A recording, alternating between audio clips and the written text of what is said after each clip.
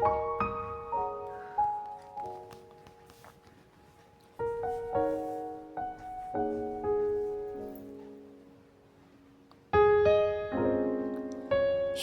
সকাল আমার প্রিয় বন্ধুদের, কেমন আছো তোমরা সবাই? আশা করছি তোমরা সবাই ভালো আছো, সুস্থ আছো। আজ হলো মঙ্গলবার, আমার আরও একটি নতুন ব্লগে তোমাদের সবাইকে স্বাগত। আর দেখো ছাদে উঠেছি, সেই টাইম ফুলটা ফুটেছে। তোমাদের অনেক দিন আগে একটা ব্লগে দেখিয়েছিলাম যে আমি একটা কালার দেখে এই টাইম ফুল গাছটা মানে আমার মেয়েকে স্কুল থেকে আনার পথে দেখেছি, মানে ফুলটা ফোটা অবস্থায় দেখেছি তো দূর থেকে, আর দেখে আমি আর থাকতে পারিনি জানো, এই গাছটা আমি নিয়ে এসেছিলাম। কিন্তু দেখো আজকে বেশ কয়েক মাস হয়েছে কিন্তু গাছটার বয়স, আজকে এই কালারের ফুলটা এই যে তোমাদেরকে দেখাচ্ছি, কি মিষ্টি লাগে বলো। তবে পুরো গাছটা জুড়ে না মানে খুব কম আর কি কুড়ি হয়েছে, কিন্তু একটা ফুল মানে কয়েক মাস বাদে এই ফুটলো। আর জানো তো গতকালকে আমাদের এখানে মানে গতকাল রাত্রি 8টা থেকে প্রায় ধরো 8টা থেকে রাত্রি প্রায় 9:45, মানে এতটা টাইম প্রচণ্ডভাবে ঝড় বৃষ্টি হয়েছে। আর তাতে দেখো এর আগের ব্লগে দেখেছিলে না জুঁই ফুল গাছে ফুলে ভরেছিল, আর আজকে দেখো কি অবস্থা, মানে একটা ফুলও নেই ধরতে গেলে সেভাবে, মানে সমস্ত ফুলগুলি নষ্ট হয়ে গেছে আর সামান্য কিছু কুড়ি আছে। তা আমার একটা দিদিভাই তো জুঁই ফুল গাছটা নিয়ে কমেন্ট করেছিল, সেই দিদিভাই আমার আরও একটা ভিডিওতে কমেন্ট করেছে যে দিদিভাইকে যেন আমি একটু হেল্প করি, দিদিভাই গাছ টাছ লাগাবে আর কি। তা দিদিভাই তোমায় বলছি, আমি তো সেভাবে অত কিছু জানি না, আমি বহু বছর ধরে গাছ করি, মানে আমার বিয়েরও অনেক, মানে আমি যখন চাকরি করতাম মানে আমার বিয়ের মানে অনেক আগে থেকে আর কি আমি গাছ করি। আমি যখন চাকরি করতাম তখন থেকে আর কি পুরোপুরি গাছ মানে নার্সারি থেকে গাছ কিনে কিনে বাড়িতে বসানো এইসব করতাম, মানে বাবার বাড়ির কথা বলছি, বিয়ের আগের কথা। যাই হোক দিদিভাই, তোমার যদি কোনো প্রশ্ন থাকে, যদি আমার দ্বারা সম্ভব হয় আমি তোমায় গাছ সম্পর্কে যেটুকু জানি আমি সেটুকুই তোমায় বলবো, তুমি আমায় কমেন্ট করতে পারো। আর আমি না এখানে আমার যত গাছ দেখছো বেশিরভাগই কিন্তু নার্সারি থেকে কিনে আনা হয়েছে। আর আমাদের বাড়িতে নার্সারি একটা দাদা আসে, তোমাদেরকে মানে আমার পুরনো দিদিভাই দাদাভাই যারা আছো তারা জানো যে একটা দাদা আমায় বাড়িতে গাছ দিয়ে যায়, দাদাকে বলা থাকে অর্ডার দিলে সে এসে দিয়ে যায়। আমার যত গাছ দেখছো, আরও গাছ আছে আমার একতলাতেও আরও গাছ আছে, বেশিরভাগই নার্সারি গাছ। আমি কিন্তু কোনো চারা বসানো বা বীজ বসানো এরকম কোনো গাছ এখানে নেই। হ্যাঁ বেগুন গাছ এগুলো বীজ থেকে আমি চারা করছি এরকম আর কি, কিন্তু বেশিরভাগ গাছই নার্সারি থেকে নেওয়া। আর গতকালকে ঝড় বৃষ্টি হওয়ার কারণে গতকালকে যত সম্ভব আমার হাজবেন্ড তো প্রত্যেক দিনই না ছাদে ওঠে ওই রিজার্ভারে জল ভরার জন্য, আর যত সম্ভব, আর ঝড় বৃষ্টি হওয়া মানে আমার এই টব সব নিচে পড়ে থাকে, হয়তো সে তুলে দিয়ে গেছে। আর দেখো দুটো মাত্র বেগুন পেয়েছে, আর গাছগুলো একটুখানি ওই গোলাপ গাছ বিভিন্ন একটু গাছে একটু ছেটে দিলাম, গোলাপ গাছের ফুলগুলো নষ্ট হয়ে সেগুলো একটু কেটে দিলাম। আর দেখো গোলাপি কালার দুটো জবা ফুটেছে। আর এখন বেলা 11:30 বাজে, এখন এসছি ছাদে, দেখতে এসছি যে ঝড় বৃষ্টি হওয়ায় কি অবস্থা, প্রচণ্ড হাওয়া, মানে পুরো ঝড় বৃষ্টি। আর তোমাদের একটু বাদে দেখাচ্ছি আমাদের কি অবস্থা, মানে আমাদের বাড়ি ঘরের আশপাশে। আর মেয়ে ফুলগুলো তুলে নিচ্ছে, এ কটা ফুলই আজকে পেলাম। আর গাছগুলো ওই যে বললাম যখন একটু সময় পাই তখনই আসি, আর এত গাছ আমি আর করতে পারছি না, আর নতুন করে কোনো গাছ করব না। তবে হ্যাঁ গাছপ্রেমী মানুষ তো, গাছ দেখলেই পাগল হয়ে যাই, কিন্তু পরে বুঝি আমার কতটা পরিশ্রম হয়, কষ্ট হয়। আকাশটা দেখো কত উজ্জ্বল, আর গতকাল রাত্রি 8টা থেকে দেখো চারিদিকে আমরা জলের কিন্তু মধ্যেখানে রয়েছি। দেখো এই রাস্তাটা হলো আমার বান্ধবীর বাড়ির দিকে রাস্তা, ওদের বাড়ির রাস্তাটা পুরো জলে ডুবে যায়, মানে এত পরিমাণে যদি ঝড় বৃষ্টি হয়।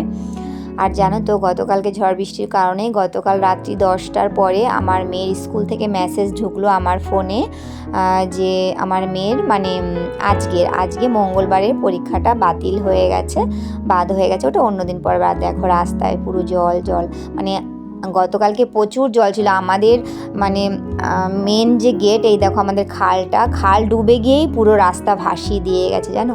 গতকালকে রাত্রি 1:30 নাগাদ শুয়েছি, মানে জল মনে হয় যেন বেড়েই যাচ্ছে, এরকম একটা অবস্থা, বুঝেছো তো, মানে অনেক রাত্রে ঘুমিয়েছি। দেখো বন্ধুরা, আজকে আমার ব্লগটা তোমাদের কাছে ভালো লাগলে প্লিজ একটা লাইক দিয়ে ভিডিওটা দেখা শুরু করো। সম্পূর্ণ ভিডিওটা দেখার অনুরোধ রইল। আমার ভিডিওটা ফুল ওয়াচ করে দিও, কমেন্ট করো কেমন লেগেছে, শেয়ার করে দিও তোমার আপনজনেদের কাছে, পরিজনদের কাছে। আর যদি ভালো লেগে থাকে প্লিজ আমার চ্যানেলটি সাবস্ক্রাইব করে, নতুন বন্ধু হয়ে থাকলে তো অবশ্যই আমার চ্যানেলটি সাবস্ক্রাইব করে আমার পাশে থেকো। আর এই দেখো আমাদের ঘরের পাশে, এই যে পাশের বাড়ি দাদাদের বাড়িতে দেখো, হয়তো একটু বুঝতে পারছো। আর এই হচ্ছে আমাদের পেয়ারা গাছটা, মানে জল চারদিকে এখনও জল আছে। যাই হোক, ছাদ থেকে এসে না স্নান করলাম, নিজে মেয়েকে স্নান করলাম, ঘরের অনেকগুলো কাজ করে রান্নাঘরে এলাম। আর এখানে মশলা কষে নিয়েছি, মানে আজকে পমফ্রেট মাছ করব। মানে আমি আমার বিয়ের এত বছরে এই প্রথম পমফ্রেট মাছ করছি। আর মাছ 2টো মাছ এনেছে, অবশ্যই আমার মেয়ের কথা ভেবে, মানে আমার মেয়ে খেতে চেয়েছে। আর পমফ্রেট মাছের দামটা তো একটু বেশি হয়। আর এখানে এখন দিচ্ছি খয়রা মাছ। আমার হাজব্যান্ড বললো খয়রা মাছ, এটা 2 পিস মাথা রয়েছে, মানে গতকালকে মাছ সম্পূর্ণ মাছই খাওয়া হয়ে গেছে, খয়রা মাছ যেটা, আর আজকে 2 পিস রয়েছে। আর এই 2টো দিলাম মেয়ের জন্য, পমফ্রেট মাছ আর কি, মানে খয়রা মাছ আর পমফ্রেট মাছ দুটোই একভাবেই রান্না করে ফেললাম। সর্ষে বাটা দিয়েছি, একটু পেঁয়াজ বাটা, আর ঝাল, নুন, হলুদ, ব্যাস। আর বেগুন দিয়ে করলাম, বেগুনটা দিয়েছি শ্বশুর শাশুড়ি ওনাদের কথা ভেবে। আর আমার মেয়ে একদিন বলেছিল আমাকে, ওর বাবাকেও, যে এই মাছটা আমি খাবো, আমাকে এনে দাও, তাই ওর কথা ভেবেই। আর আজকে মাছ রান্নাটা শ্বশুর শাশুড়ি আর আমার মেয়ের জন্যই। আর হাজব্যান্ড তো রাতেরবেলা খাবে, আমি আর আমার হাজব্যান্ড রাতেরবেলা কিছু একটা খেয়ে নেব, মানে খেয়ে নেবো বলতে ওই রাতেরবেলা তো আমি সিদ্ধ ভাত করি, 2-1 রকমের সিদ্ধ, ওই সব দিয়ে, ডাল আছে, টক ডাল করেছি অফ ক্যামেরায়। আর এই দেখো রান্নাটা আমার হয়ে গেল। সবশেষে একটু ধনেপাতা দিলাম। আর এভাবে রান্না করলে অনেক মাছই বেশ ভালো লাগে খেতে, ভীষণ লোভনীয় হয়। তবে হ্যাঁ, রান্না শেষে আমার মেয়েকে আমি খেতে দিয়েছিলাম, মেয়ের কিন্তু আধা ঘন্টার মধ্যে খাওয়া হয়ে গেছে। মানে মেয়ের খাওয়ার ওই জায়গাটা আমার ভিডিও করা হয়নি, ভুলে গেছিলাম। মেয়েকে আমি জিজ্ঞাসা করেছিলাম, বাবা তুমি কেমন খেলে। দেখো মেয়ের মাছটা আলাদা করে রেখেছি, আর শ্বশুর শাশুড়ির মাছটা আলাদা করে আছে। হ্যাঁ, গতকালকের মাছ আছে, ফ্রিজ থেকে বের করেছি, গরম করেছি, সেটাও ওনাদের জন্যই। দেখো ওনাদের, মানে এই 3 জনের আজকে হয়ে যাবে। এই হলো আজকে রান্নাবান্না, একদম খুবই কম রান্নাবান্না। এই টক ডাল কেমন হলো তোমরা কমেন্ট করে একটু জানিও। আর আমার ভিডিওর মধ্যে বিভিন্ন ধরনের আওয়াজ হয়ে থাকে বন্ধুরা, তোমরা একটু ক্ষমা সুন্দর দৃষ্টিতে দেখো। আর তারপরে যাই হোক, মেয়ে তো খেয়ে নিয়েছে, মানে আমি যখন বাসনগুলো মাজছিলাম তখন মেয়ে এলো, মানে খুব অল্প সময়ের মধ্যেই মেয়ে খেয়ে নিল, না হলে ওর প্রত্যেক দিনই প্রায় 1 ঘন্টা বসে খাবে, বাচ্চা মানুষ তো। আর আজকেও অনেক তাড়াতাড়ি খেয়ে নিয়েছে। আমি ওকে জিজ্ঞাসা করছিলাম, বাবা তুমি কেমন খেলে, বলে খুব ভালো খেয়েছিলাম, এটা আমায় বলেছিল। যাই হোক, ও ভালো খেয়েছে, তাতেই শান্তি। আর বাসনগুলো মাজার পরে তো রান্নাঘরটা একটু পরিষ্কার করে নিয়ে তারপরে আমিও খেয়ে নেব। আর আমার যে সকল পুরনো বন্ধুরা আছো, দাদা ভাই, দিদি ভাই, এবং নতুন নতুন বন্ধুরা যুক্ত হচ্ছ, তোমাদের সবাইকে অসংখ্য ধন্যবাদ। তোমরা এভাবেই আমার পাশে থেকো, আমায় একটু সাপোর্ট করে যেও, যাতে সামনের পথটা আমি একটু তোমাদের আশীর্বাদ, তোমাদের ভালোবাসায় একটু সহজভাবে যেতে পারি। আর আমি চেষ্টা করছি ভিডিওগুলো যাতে আমার, মানে আমি একটু অন্যরকমভাবে বা একটু সুন্দর করার চেষ্টা করে যাব সব সময়, যাতে আমার ভিডিওগুলো আরও একটু সুন্দর করতে পারি, আরও ভালো ভালো কাজ তোমাদের দেখাতে পারি। আসলে আমি একাই করি, তো আমি অতটাও ঠিকঠাক এখনও পর্যন্ত অনেক কিছু বুঝি না। তোমরা আমায় একটু বলে দিও দিদিভাই, দাদাভাই, কোথায় আমার ভুল হলে আমায় একটু জানিও, আমার অনেক হেল্প হবে।